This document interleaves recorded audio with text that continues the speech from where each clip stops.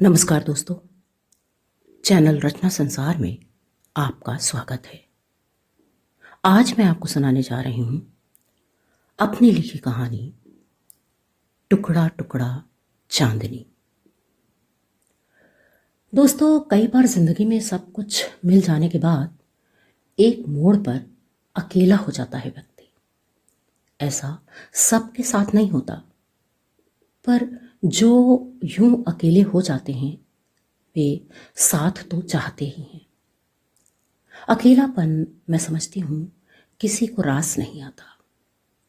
अकेला हो गया व्यक्ति अपने साथ के उन हिस्सों को जो उससे अलग हो गए हैं अपने में समेटने की ख्वाहिश तो रखता ही है। यह बात अलग है कि व्यक्ति की ख्वाहिशें पूरी हों, ऐसा जरूरी नहीं है। कुछ ऐसी ही बातें आप पाएंगे मेरी इस कहानी में। तो आइए सुनते हैं कहानी टुकड़ा टुकड़ा चांदनी। कॉलेज में दिन भर की व्यस्तता से पूर्णिमा जी थक गई थी। घर पहुंच ताला खोलते हुए ना जाने कैसे ताला उनके पैरों पर गिर पड़ा। एक चीख निकल गई उनके मुख से। वहीं बैठ गई वे, अपने हाथों से पैर की मालिश करते हुए उदास हो आई पूर्णिमा जी। दर्द कम हुआ तो दरवाजा खोला और घर के अंदर आ गई वे। ड्राइंग रूम में पड़े सोफे पर अधलेटी सी आंखें बंद कर ली उन्होंने। उन्हें लगा बहुत क्लांत हैं वे। उम्र की जिन सीढ़ियों के करीब थी वे, थकान लाजिमी थी, पर उनकी थकान तन की कम, मन की ज्यादा थी। आदमी का हृदय उमंग से भरा हो, मन में प्रसन्नता हो, उत्साह हो तो तन भी स्वस्थ रहता है। पर जब मन ही अस्वस्थ हो तो शरीर भी साथ नहीं देता है। आहट हुई तो आंखें खोल दी उन्होंने। सुनीता थी उनकी काम वाली। सुनीता पिछले 3 वर्षों से ही उनके पास है, पर पूरी तरह से भरोसेमंद है। अच्छा रिश्ता बन गया है उनका सुनीता के साथ। घर के लगभग सभी काम वह करती है, खाना बनाना छोड़कर। पूर्णिमा जी अपनी पसंद से अपना खाना नाश्ता खुद ही बनाती हैं। फिर एक व्यक्ति के लिए क्या ही ज्यादा बनाना होता है। उसमें भी तैयारी सब सुनीता कर ही देती है। पूर्णिमा जी की पुरानी काम वाली, जो बरसों से उनके काम कर रही थी, कुछ ऐसा बीमार हुई कि ठीक होने के बाद भी वह काम करने की स्थिति में नहीं थी। सो उसने ही सुनीता को पूर्णिमा जी के यहाँ काम पर लगवा दिया था, यह कहकर कि पूर्णिमा जी उस पर पूरा भरोसा कर सकती थी। पिछले 3 वर्षों में सुनीता ने इसे साबित भी कर दिया था। सुनीता दरवाजे पर खड़ी हो कहने लगी, अरे आजा, भाभी जी कोई गैर थोड़ी ही है। अगली शर्माती है। पूर्णिमा अचरज से देखने लगी। सकुची सिमटी एक सांवली पर आकर्षक काया प्रविष्ट हुई। उसकी बड़ी बड़ी आंखों में भोलेपन के साथ अजनबीपन का संकोच झलक रहा था। अरे हाथ तो जोड़, सुनीता बोली। हमरी बिटिया है भाभी जी, 2 रोज हुआ ससुराल से आए। आओ आओ, पूर्णिमा बोल पड़ी। क्या नाम है तुम्हारा? जी, पार्वती। अरे जोर से बोलना, ऐसे बोल रही है जैसे जान ही ना हो वेतन में। अच्छा तू बैठ भाभी जी के पास, हम चलें अपना काम करें, कहती सुनीता अंदर चली गई।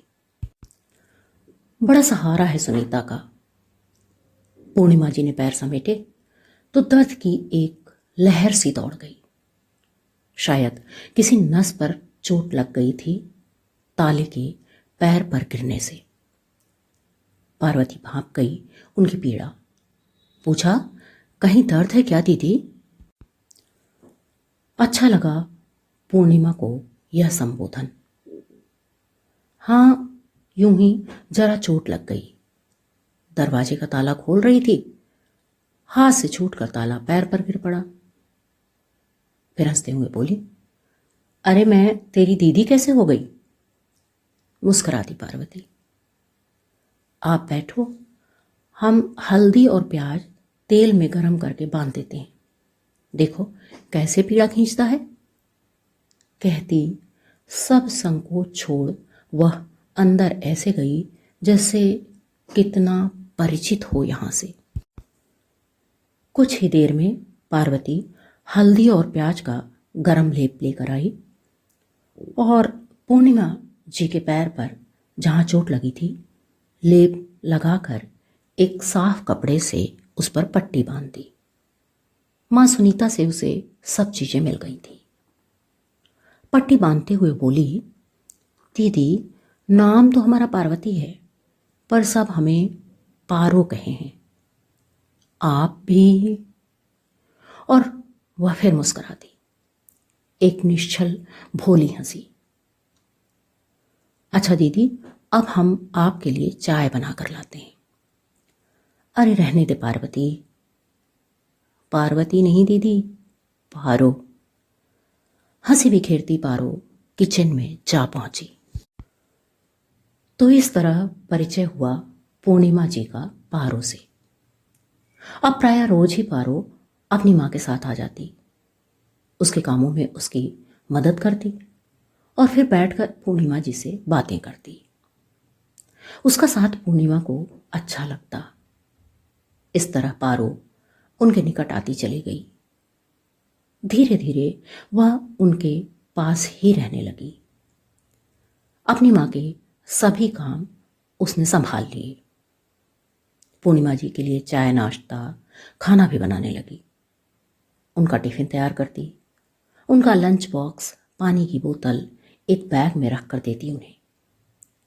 कोई न कोई फल जरूर रख देती और हिदायत देती कि लौट कर कुछ भी नहीं आना चाहिए। गेट पर आ मुस्कुराते हुए उन्हें विदा करती कॉलेज के लिए। पारो पूर्णिमा जी की जिंदगी में यूं शामिल हो गई थी कि लगता था कि जाने कब से वह उनके साथ है।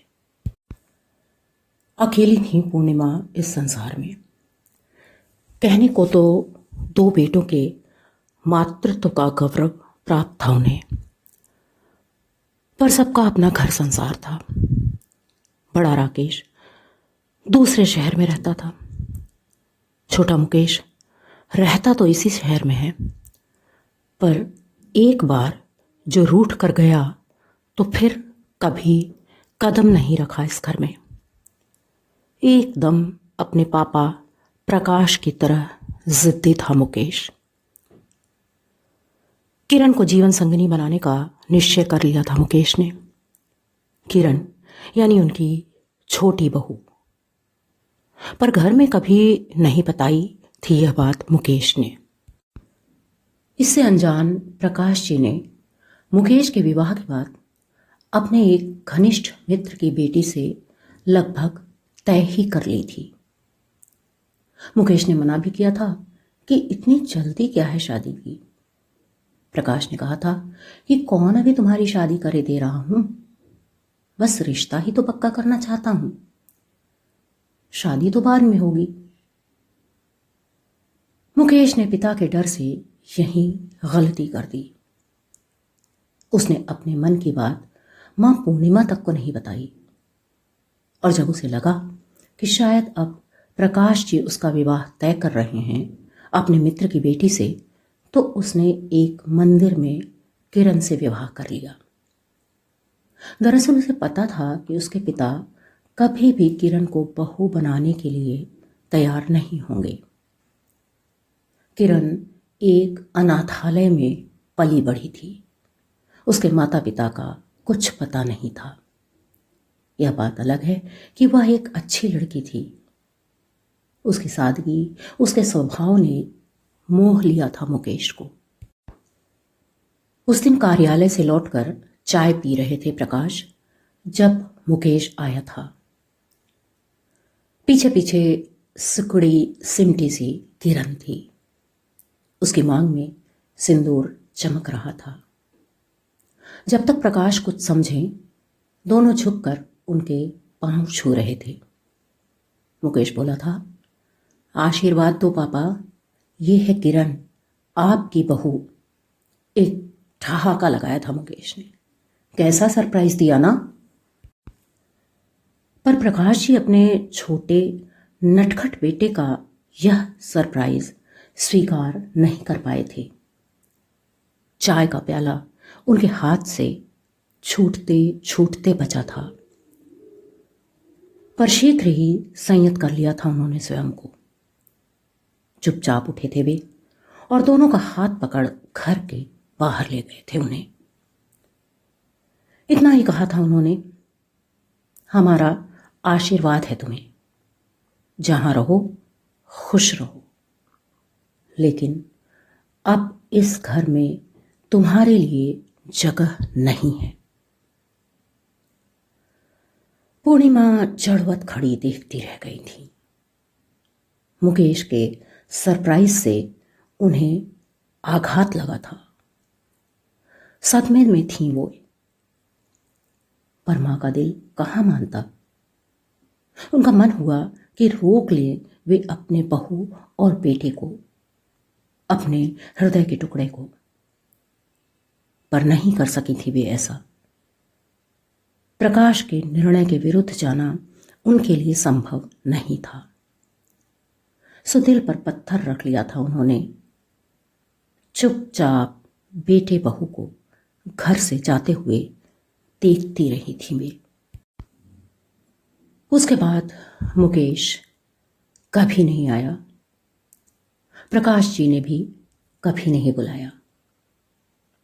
पूर्णिमा जानती थी कि किस तरह बेचैन हो उठते थे वे मुकेश के लिए, किरण के लिए। और जब सोनू का जन्म हुआ था, तड़प कर रह गए थे वे।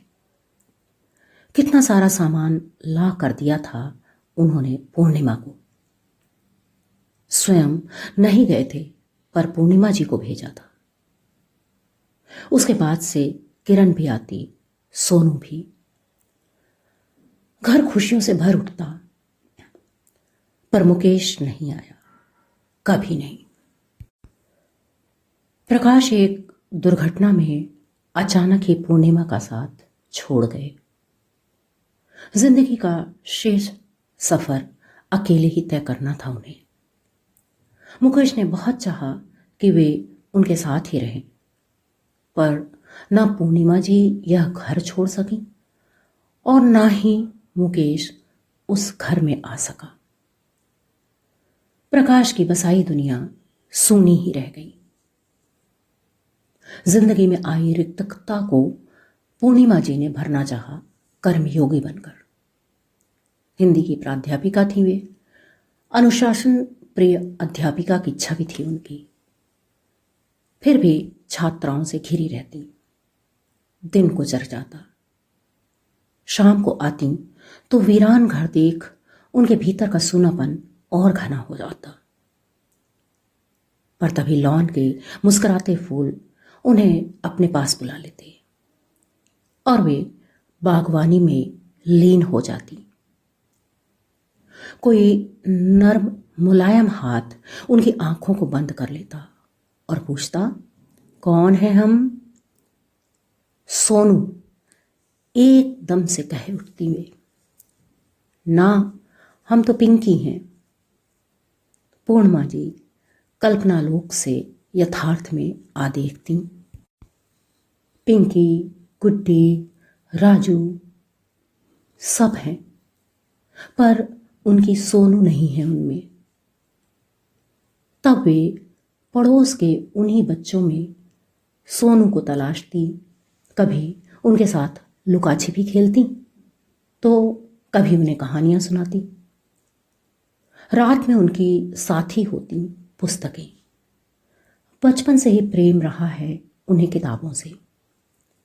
अब यह शौक एक सहारा बन गया है। फिर टीवी था, मोबाइल था, टीवी देखती, लोगों से बातें करती। कभी मन ना लगता तो पूर्णिमा जी आकर खड़ी हो जाती खिड़की के पास। बहुत अच्छी लगती थी उन्हें यह जगह। यहाँ से पूरा चांद दिखाई देता था, दरख्तों के झुरमुट से झांकता चांदी का रुपहला गोला। घंटों वे उस चांदी के टुकड़े को निहारती, उसके सौंदर्य में खोई रहती। प्रकाश अक्सर कहा करते थे, बड़ी गलती की ये खिड़की बनवाकर। हमने तो सोचा था कि यहाँ बैठकर पूर्णिमा चांद से मुलाकात कर लेगी, पर हमें क्या पता था कि पूर्णिमा अपने चांद में इस कदर खो जाएगी कि उसे अपने पास के प्रकाश का ध्यान ही नहीं रहेगा। मुस्कुरा पड़ती थी पूर्णिमा। अक्सर वे रातों में एल्बम खोल कर बैठ जाती थी, एक एक तस्वीर को घंटों देखती रहती। सभी से कितनी कितनी यादें जुड़ी थीं। एक दिन वे यूं ही एल्बम में खोई थी कि पारो आ पहुंची। देखा, पकड़ लिया ना चोर। अरे दीदी, लाख कहें आप, भला कोई अपनों को भूल सकता है? नहीं रे, मैं तो यूं ही।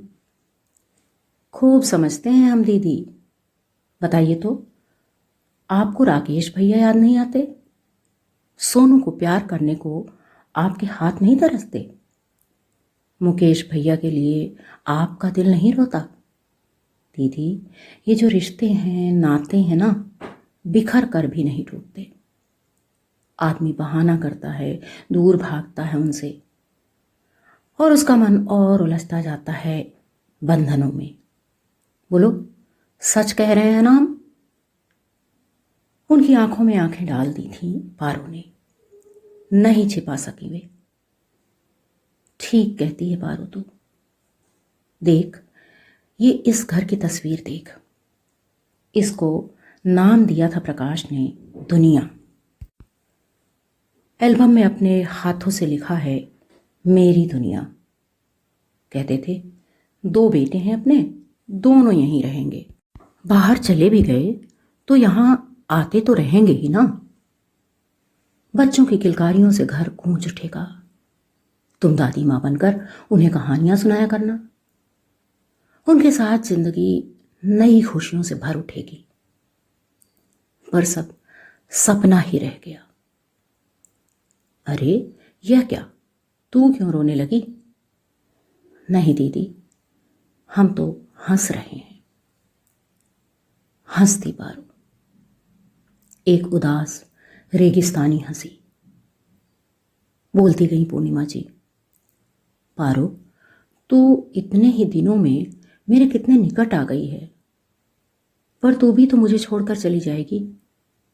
पूर्णिमा का एक और टुकड़ा उससे अलग हो जाएगा। अरे दीदी, अब हम तुम्हें छोड़कर कहीं नहीं जाएंगे। क्या जिंदगी भर रहेगी यहाँ? हाँ दीदी, बहुत सह लिया, अब नहीं सहा जाता। भीग गया था पारो का स्वर। ये देखो दीदी, पीठ उघाड़ दी थी पारो ने। ना जाने कितने निशान बने थे उसकी पीठ पर मार के। पूर्णिमा जी की अनुभवी आंखें जैसे सब कुछ जान गईं। पारो की जिंदगी का यह हिस्सा उनसे कैसे छिपा रहा? पारो बोलती जा रही थी, सब अच्छाइयां हैं दीदी रामू में, पर जब पी लेता है तो उसे होश नहीं रहता। मारपीट करता है। पीने के लिए उसे पैसा कैसे भी चाहिए। कुछ भी बेच आता इसके लिए। मेरे गहने तक नहीं छोड़े। कितना सहे हम दीदी, बहुत समझाया बुझाया, कोई फायदा नहीं हुआ। तो अब तो हम सब छोड़कर आ गए हैं। हम मेहनत करेंगे, मजूरी करेंगे, 2 जून की रोटी मिल ही जाएगी। पर अब हम वहां नहीं जाएंगे दीदी, कभी नहीं। स्वर अश्रुसिक्त थे, पर वाणी में दृढ़ निश्चय था। अगले दिन पूर्णिमा जी का मन कॉलेज में भी नहीं लगा। पारों के शब्द झकझोरते रहे, नहीं दीदी नहीं, अब और नहीं सहा जाता। हम नहीं जाएंगे उस घर में, नरक है वह नरक। ठीक है, वह अपनी जिंदगी गुजार लेगी, पर इस तरह जीवन बिताना, एकाकीपन की पीड़ा जिससे वे गुजर रही थीं, वही तो झेलनी पड़ेगी पारो को। कॉलेज से लौटी तो हमेशा की तरह पारो उनकी राह देख रही थी। झट उनके हाथ से पर्स लिया, कॉपियों का बंडल देख बोली, हो गई छुट्टी, आज तो आप मगन हो जाएंगी अपनी कॉपियों में। चलिए कोई बात नहीं, हम नंबर जोड़ेंगे, देखें इस बार आपकी सबसे प्रिय छात्रा शामली को कितने नंबर मिले हैं। भाई तेरा भी जवाब नहीं, तू तो मुझसे ज्यादा जान गई है मेरी छात्राओं के बारे में। अच्छा छोड़िए दीदी, बताइए तो आज हमने क्या बनाया है आपके लिए।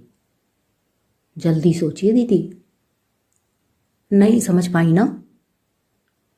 पारो के नेत्र बाल सुलभ उतावली से चंचल हो रहे थे। अच्छा चल तू ही बता दे, आपकी मनपसंद मूंग की दाल की कचौड़ियाँ और आटे बेसन का हलवा। बड़ी खुश नजर आ रही है, बात क्या है?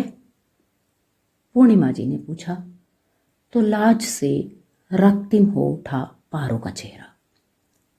सकुचाती सी बोली, आज ही के दिन मेरा ब्याह हुआ था, 3 बरस हो गए।